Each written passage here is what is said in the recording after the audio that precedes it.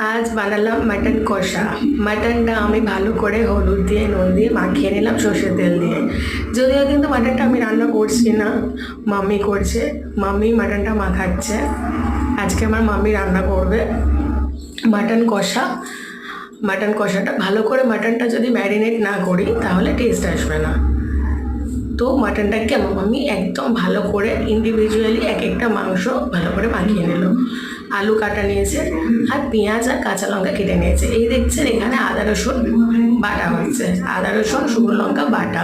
আমাদের এটা ট্রান্সপারেন্ট, খুব দেখতে ভালো লাগে, নতুন কিনেছি। কড়া বসিয়ে নিলাম, কড়ায় তেল গরম করে নেব। তেল গরম করে একে একে আলুগুলো নুন হলুদ দিয়ে তুলে নেব, ভালো করে লাল লাল করে ভেজে তুলে নেব। এদিকে মাংসই দিয়ে দেবো হলুদ গুঁড়ো, জিরের গুঁড়ো, দিয়ে দিলাম লঙ্কার গুঁড়ো, আর আমি দিয়ে দেবো অল্প পরিমাণে ধনে গুঁড়ো, কিন্তু সেটা আমি পরে দিই। এই দেখুন আলুগুলো ভাজা হচ্ছে, হলুদ দিয়ে দিল মা। ওইদিকে ভাত হচ্ছে, গরম গরম মসুরে ভাত।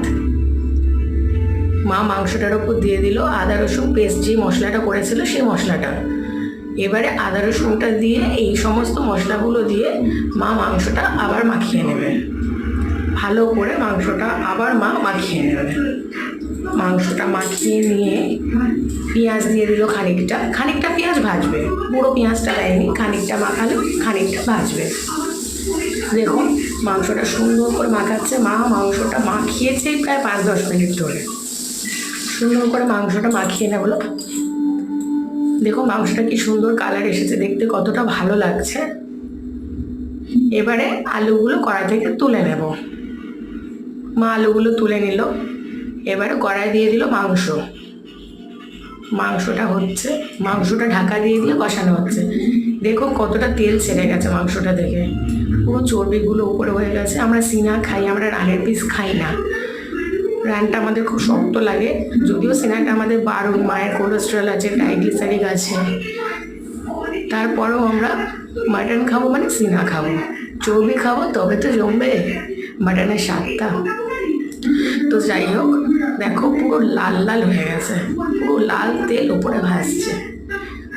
মাটনটা ঢাকা দিয়েই সেদ্ধ করবো আমরা 45 মিনিটস, 45 মিনিট। তারপর প্রেশারে দেবো, প্রেশারে দিয়ে 6টা সিটি দেবো, দিয়ে তারপর ভেপার খুলে আলু দিয়ে আরও 4টে দেবো।